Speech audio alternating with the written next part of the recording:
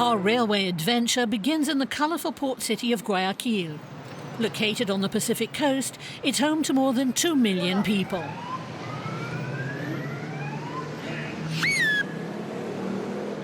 One of the city's few historic buildings is the cathedral.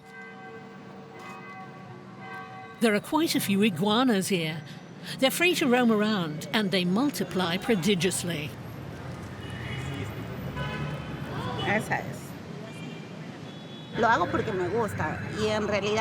I like to feed them.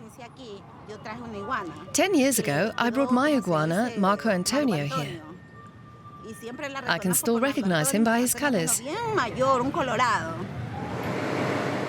Our journey will begin in a few minutes. The train is waiting in Duran, a suburb of Guayaquil.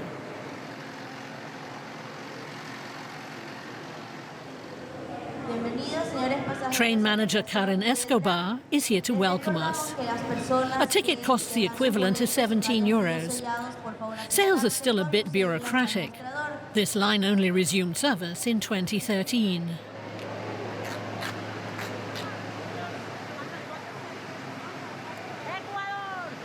Rail travel in Ecuador is experiencing a renaissance right now. The railway was completed more than 100 years ago when Eloy Alfaro was president. It made him a national hero. Back then, the only way to get from Guayaquil to Quito was by horse, and it took a month. We urgently needed a better connection between the coast and the highlands. And the route was so dangerous that travelers used to make a will, because they didn't know if they'd be coming back alive.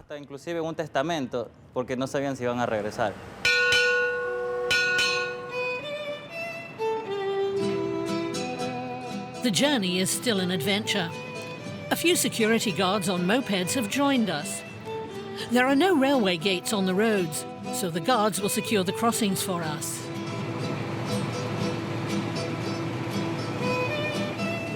When the railway was completed in 1908, it became a symbol of national unity. Today, its reconstruction serves the same purpose.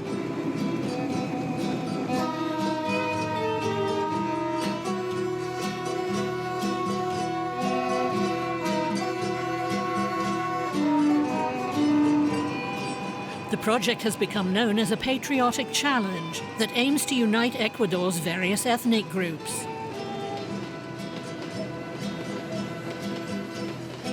The Trans-Ecuadorian Railway is 450 kilometers long and runs from the Pacific coast eastward into the Andean highlands. It's widely seen as South America's most spectacular railway line. But Ecuador's lifeline was blocked for 15 years. 250 kilometers of track were affected by landslides and general neglect.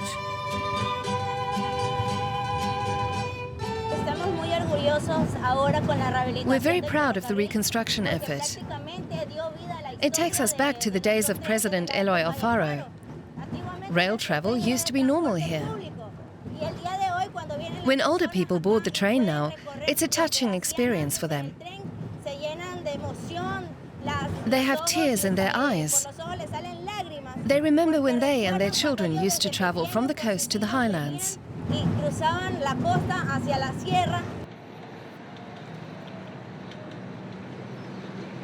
The railway has even inspired a popular love song.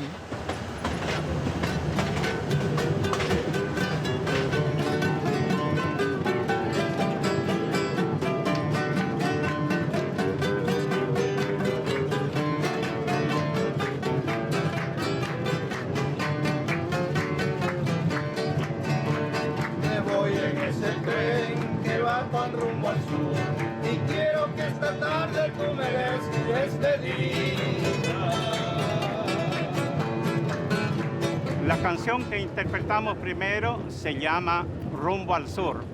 It's called Rumbo al Sur. It was written by Vicente Reyes Palma and originally sung by Juan Álava. It's a very popular song, and it's about the railway that runs between Guayaquil and Quito. Antes el tren funcionaba Guayaquil, Quito. Así me tardé yo en volver.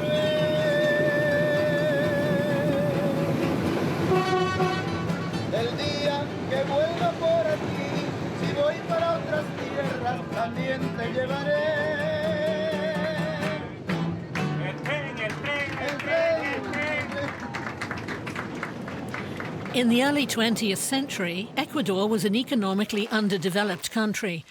But the rail line changed all that, bringing crops from the fields to market. Nowadays, for instance, Ecuador is the world's largest exporter of bananas. The fruit is still harvested by hand. Then the bananas are transported by cable car. These bunches of bananas are heavy, and it's hard work to haul them around. The teams earn the legal minimal monthly wage, which is equivalent to about 220 euros. This is the plantation's logistics centre. Here, the bananas are separated from the stalks and then sorted according to varying export standards.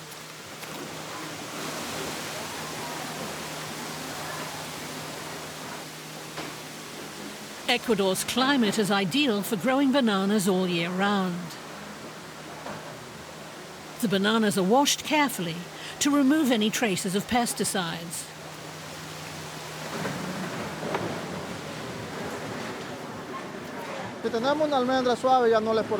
Bananas that have a soft skin are not exported.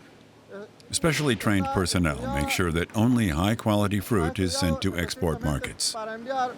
We don't want any complaints about overripe bananas.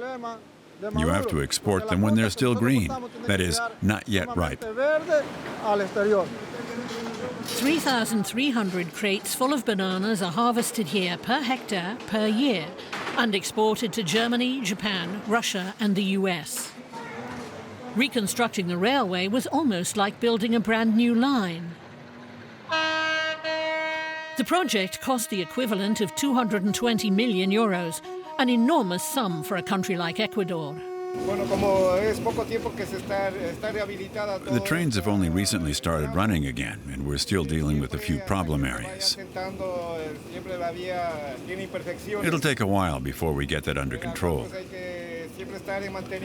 We're always doing maintenance work so that the train can run as efficiently as possible and transport freight and passengers without any disruptions.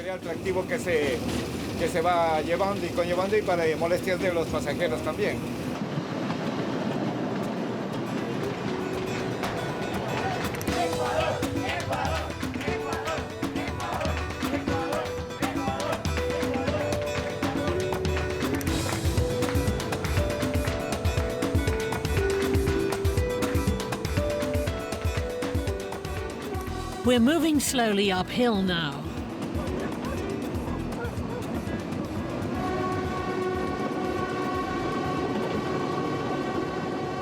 The vegetation changes with the elevation. One characteristic of the transition from the coastal region to the Andes Mountains is the cloud forest, a natural primeval paradise that's also one of the world's most endangered ecosystems. We're about to meet a local tribe of indigenous people, the Shuar.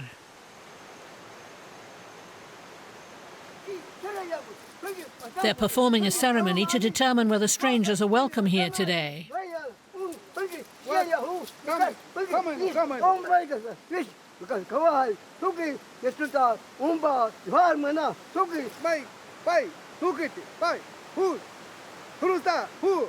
If they're not, they'll have to leave.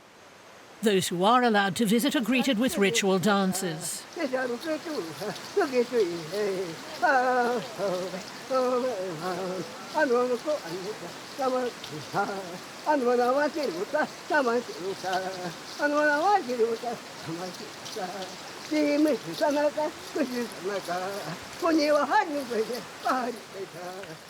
An important Shuar custom is drinking chicha, an alcoholic beverage that's known as spit beer. It was well known even in the times of the Incas. Those who drink chicha are considered friends. Those who don't are enemies.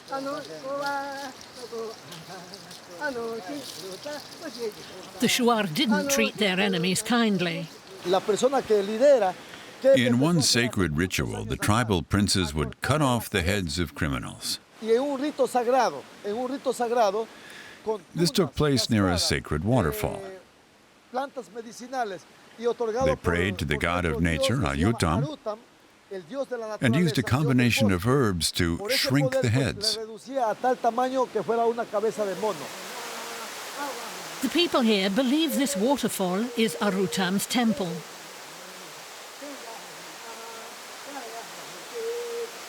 This is the final part of the welcoming ceremony.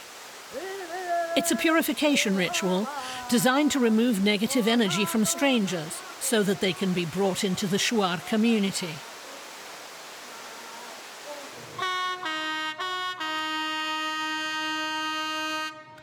After this uplifting experience, we travel some 90 kilometers to the town of Bucay.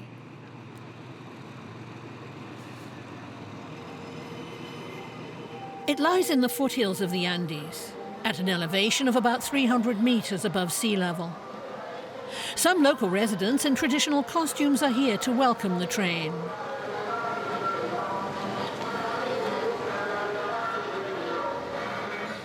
The tourists love it.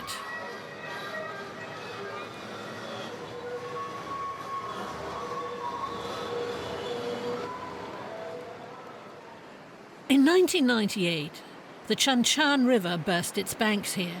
The floodwaters tore out a section of the track and damaged a nearby train station and this fuel tank. In 2008, on the 100th anniversary of the railway's completion, President Rafael Correa announced that the entire line would be rebuilt. But most people don't benefit from this new service.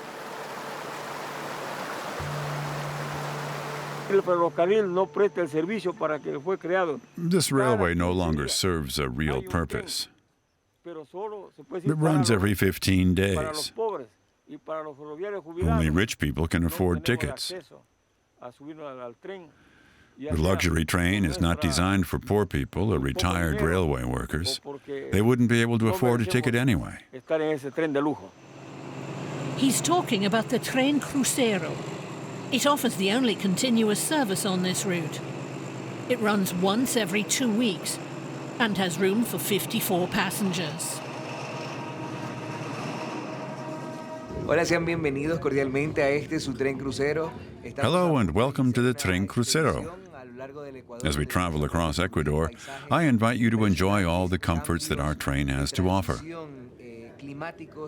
During the trip, you'll see impressive landscapes and experience a number of different climates. The 4-day trip costs the equivalent of €1,000. Only wealthy foreign tourists can afford to travel on this train. This small cemetery near the town of Huigra recalls a dark chapter in the railway's history. Thousands of workers died, either in construction accidents or because they fell ill. The construction supervisor, John Harmon, died here in 1907, probably of yellow fever. This cross is dedicated to him. This cross is for all the workers who died. There are no precise numbers, but the victims included a number of men from Jamaica, especially in the area around the Devil's Nose. A lot of them worked with dynamite and got caught in the blasts. Due to the climate, the local people from the highlands were considered unsuitable for railway construction work, so the managers recruited nearly 3,000 men from Jamaica who had experience in building railways. This is the town of Sibambe, where we begin the ascent to the famous Devil's Nose. The origin of the name is part legend and part reality. The mountain really does look like a nose. But some say that the president at the time, Eloy Alfaro, made a deal with the devil so he could build the railway.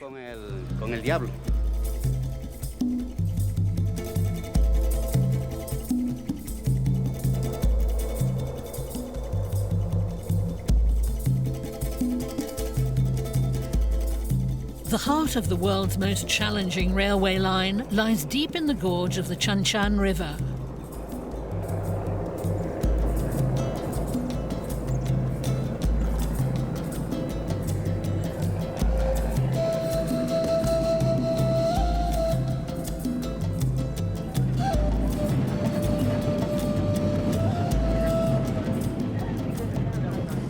The train zigzags its way up the mountain. It moves forwards, then backs up to the next higher section, and then moves forwards again as it makes its ascent.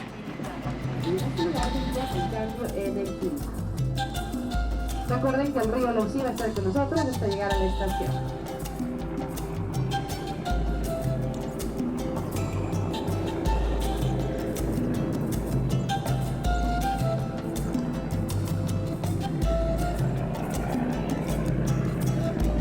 From here, you can clearly see the Devil's Nose.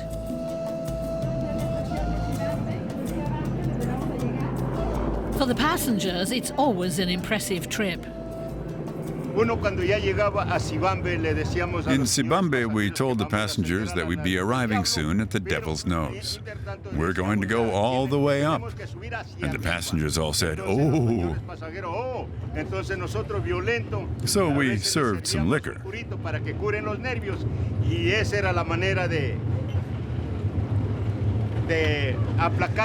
We wanted to calm the nerves of the passengers. We poured them a drink and said, "Down the hatch."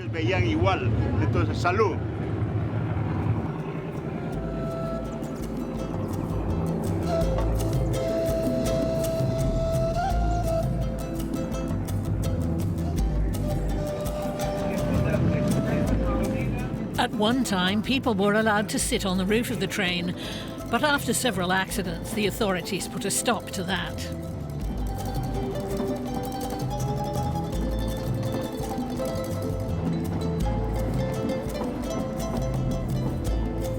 One of the first passengers was President Eloy Alfaro.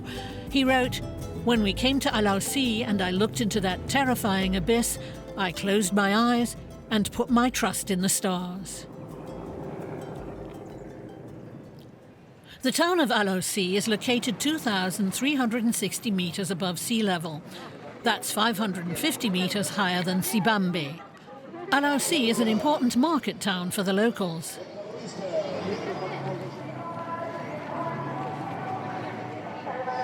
Tourists come to Alausi to visit the site of Ecuador's largest Inca ruins, which are located nearby, at Ingapirca. These seamless walls, made of carefully chiseled stones, are typical of Inca architecture. The area around Ingapirca was settled by a local people called the Cañari, who were conquered by the Incas in the early 16th century. Archaeologists found a grave under these stones. There were 11 skeletons. All of the deceased were women. Among them was a possible Cañari priestess, judging by her age and burial garments. The 10 other women were lying in fetal positions around her. That's an indication that they believed that they would be reborn after death. Ingapirca was sacred to both the Cañaris and the Incas.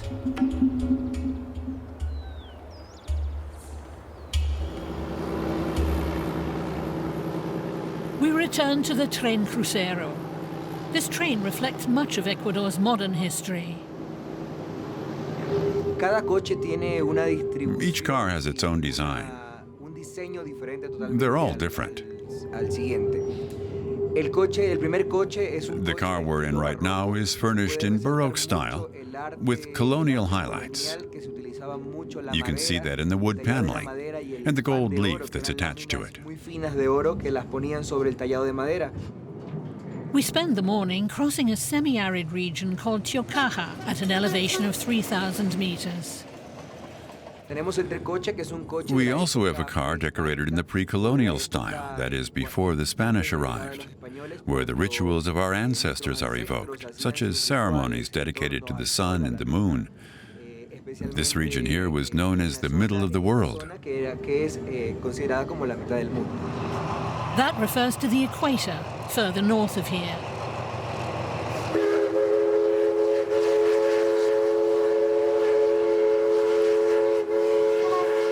This steam engine will take us on the next stage of our journey. It was built by an American company and was used regularly on this line until 1992.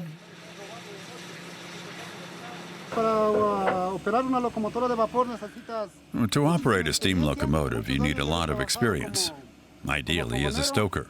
If you get the chance to become a train engineer, you should take it. It's a great job. At this point, I'm the only veteran steam engine driver in Ecuador. All the others have retired. It's time for some last-minute maintenance.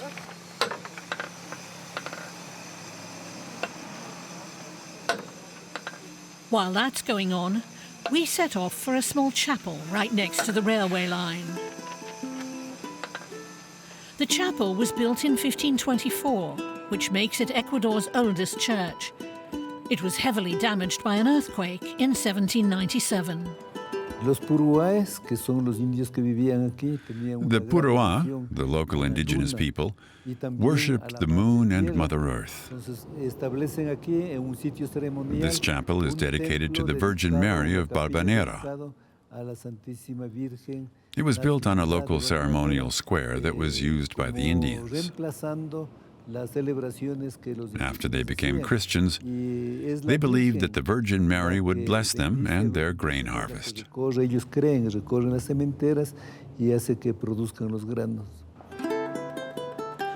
This was the start of the Spanish effort to convert the region to Christianity.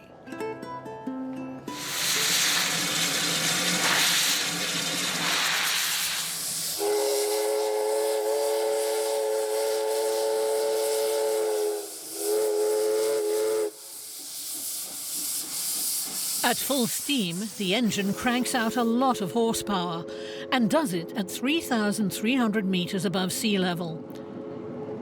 It's almost like watching a volcano erupt. Someday I'd like to become an engineer and drive a steam engine to the Devil's Nose. That's my dream, and I hope it'll come true one day. Maybe I'll never become an engineer, but at least I'd like to drive a steam locomotive through the mountains.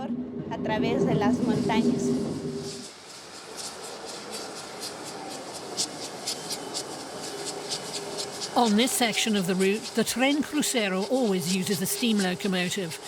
It's a nice change as we travel through the Andean highlands.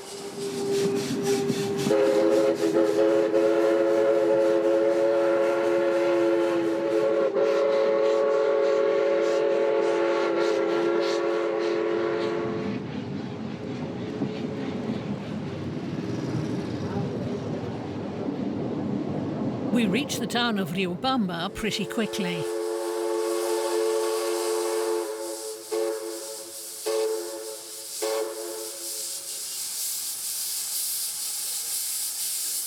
When the skies are clear, you can see several volcanoes from here. Some of them are still active. The Tren Crucero will stay at Riobamba overnight.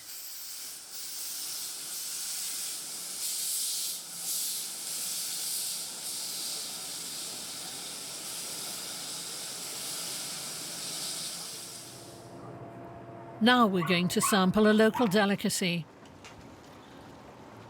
We've been invited to the home of our locomotive driver, Edgar. Riobamba is known for a grilled dish made from guinea pigs. It's called cuy asado.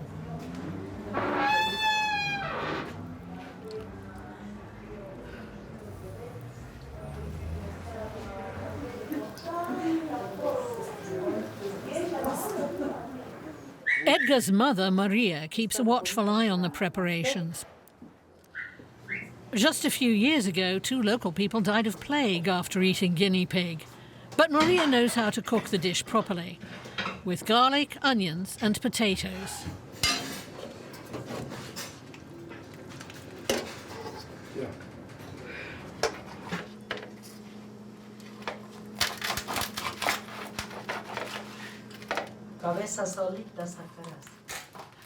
Guinea pig was also popular among the Incas.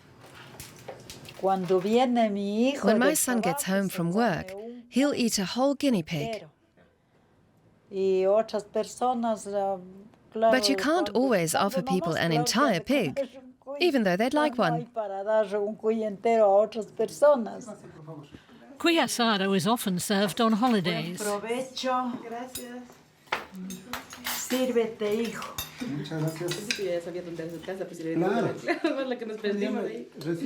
It tastes a bit like rabbit.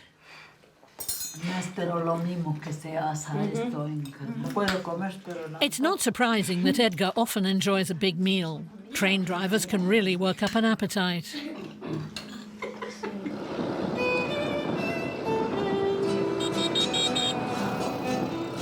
The next day, the Tren Crucero leaves Riobamba and makes its way into the mountains. The security guards are still with us.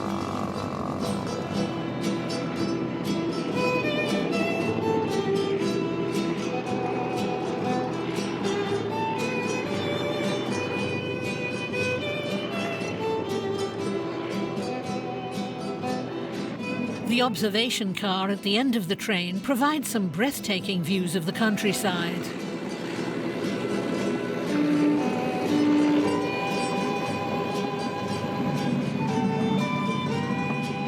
Bueno, nos encontramos en la ruta Riobamba-Urbina.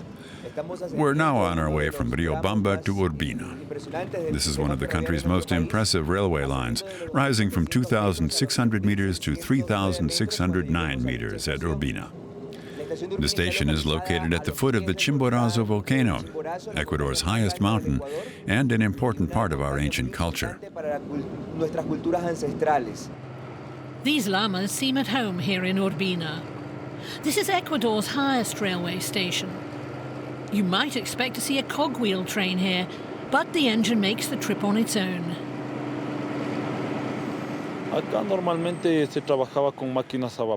Steam locomotives used to run on this line, and if the train was too long, some of the cars were left behind at a station. Then the rest of the train would proceed on up to Urbina, and then go back for the other cars. Afterwards, they'd put them all together again. A little later, we meet a man who represents another part of Ecuador's cultural heritage. Baltazar Ushka is the Chimborazo region's last hielero, or ice merchant.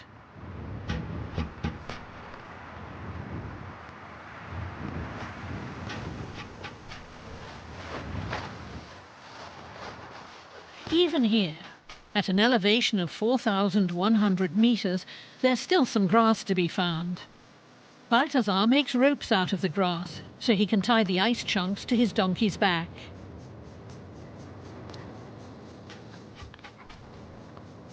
The air is very thin up here, but 70-year-old Baltazar and his donkey are doing just fine.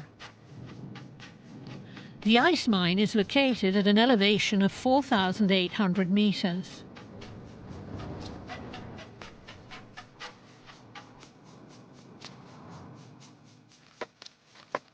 Baltazar has been excavating ice here for 55 years.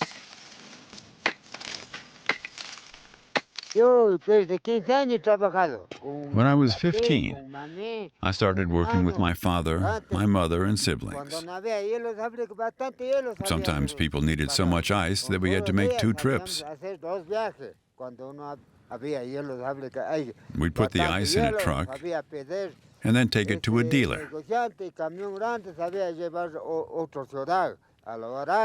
The dealer would sell it from house to house so that people could keep their food cold. He also sold ice to the fish sellers at the local market.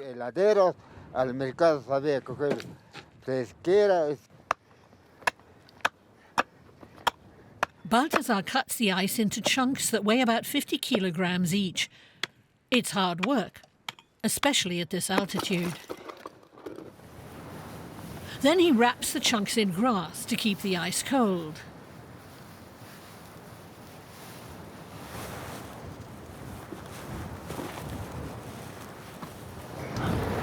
He ties a rope around a bale of ice and then loads it onto his donkey.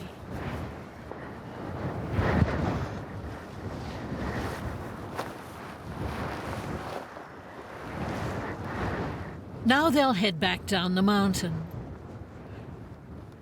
Chimborazo is the highest mountain in Ecuador at almost 6,300 meters. It's now late in the day. Baltazar has returned to Riobamba. Hielo.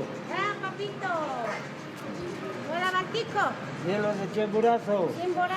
He sells his big chunks of ice for the equivalent of just over €4 each. Chimborazo ice is especially pure and dense, but these days only a few customers appreciate those qualities. Connoisseurs say the ice has a sweet taste. Some even claim it's good for the bones. It certainly seems to have kept Baltazar in fine shape for all these years.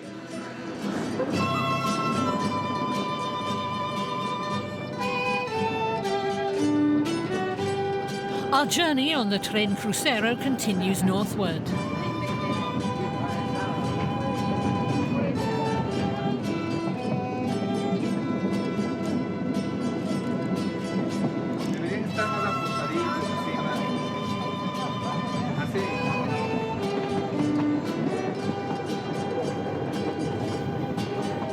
It's clear the railway was rebuilt for the tourist trade.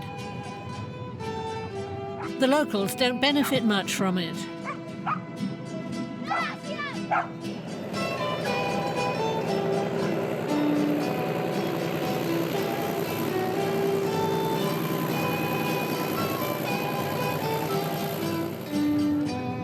The train continues to roll through the highlands, and the passengers seem to be enjoying the trip.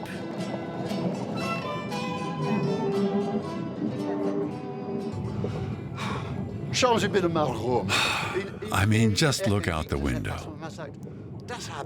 I see things that I've never seen anywhere else. It's fantastic. And the people are very friendly. Only a few of them speak English, and I haven't found anyone who can speak German. But you can write down what you want or use hand gestures, and you'll get along fine.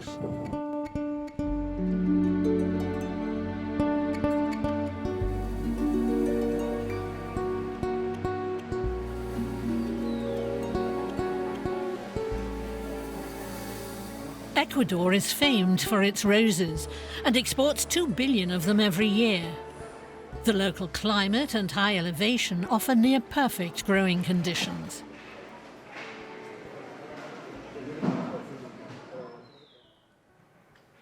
This is the Nevados Roses farm. 52 species of roses are grown here on a total of 35 hectares. Red roses are in demand all year round. 500 workers, most of them women, sort and package the flowers.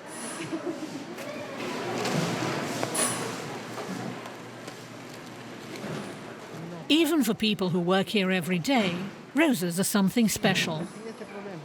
They're the most beautiful gift you can give. A bouquet of roses symbolizes love, affection, and appreciation.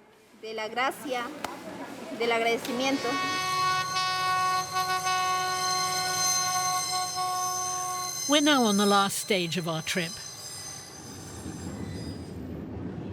It's time to say goodbye to our security guards.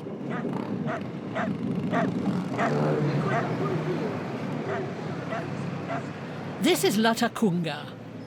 The city has been destroyed several times by earthquakes and damaged by eruptions from the nearby Cotopaxi volcano. After each disaster, the city was rebuilt. The Hacienda La Ciénega has survived intact for more than 400 years. It's hosted a number of prominent guests, including the German geographer and naturalist Alexander von Humboldt. Él estuvo aquí alojado, ¿no? En la Ciénega y vino a estudiar pues el. Humboldt stayed at La Ciénega while he was doing research on Cotopaxi. Sitio muy. This was a good place for him to work because on clear days you can see the volcano from here. So Humboldt was able to make detailed visual observations over an extended period of time. Erupciones del Cotopaxi durante muchos años que hizo erupción el Cotopaxi. This is the room where Humboldt stayed in 1802. Nowadays, visitors can stay here. Humboldt's work created the basis for his mountain research. But he never did climb Cotopaxi.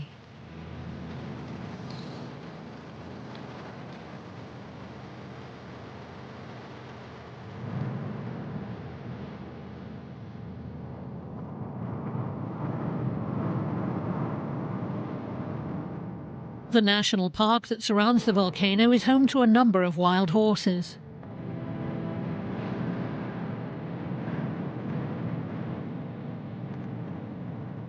We wanted to find out how they ended up here, in the shadow of the world's tallest active volcano.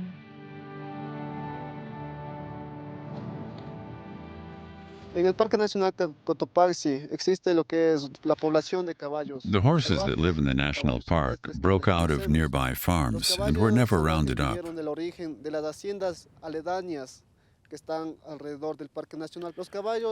They've gotten used to the cold weather, the elevation, and the wilderness. And that's why we refer to them as wild horses. Desde ahí formaron lo que es una población de caballos en el Parque Nacional Cotopaxi. Cotopaxi is known as the Matterhorn of the Andes. The summit is often obscured by clouds.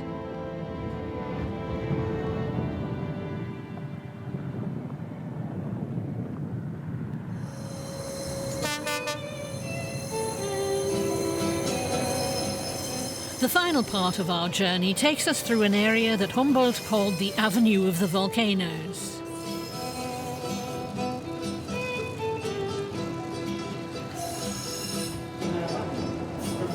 The Tren Crucero is too heavy for the tracks to make this part of the trip, so we've switched to the Tren de los Volcanes, which is lighter. This is also a tourist train, and it makes trips to Quito at the weekend.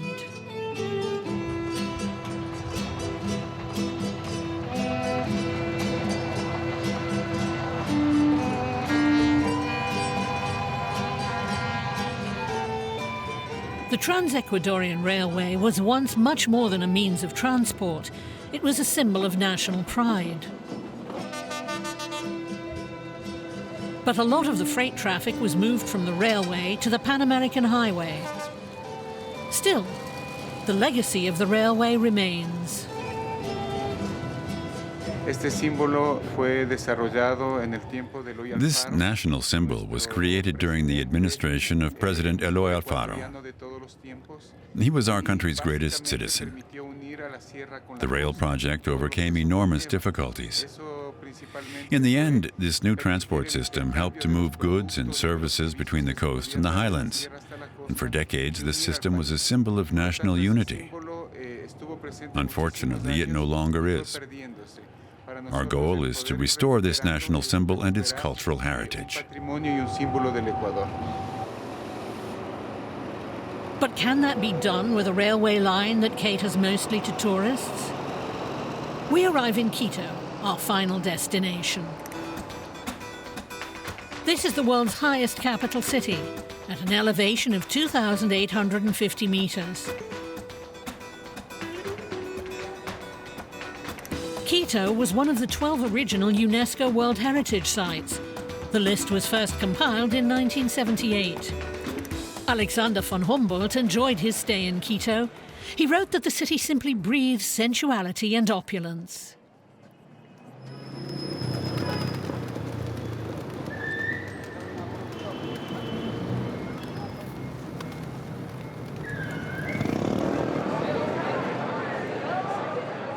Nowadays, Quito is considered by many to be the country's party city.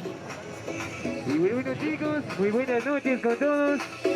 Bienvenidos a La Vagabunda. One popular way to celebrate a festive occasion is to pile the guests into a chiva bus and drive around the city. Traditional versions of chivas are often used in rural areas where the roads are bad.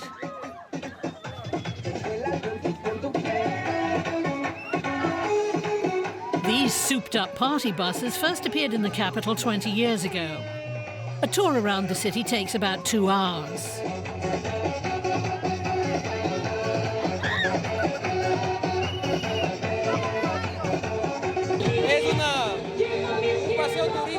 We get a lot of tourists. And people celebrate birthdays here, or like these people, a graduation ceremony. And we also host bachelor parties and lots of other events. People love it.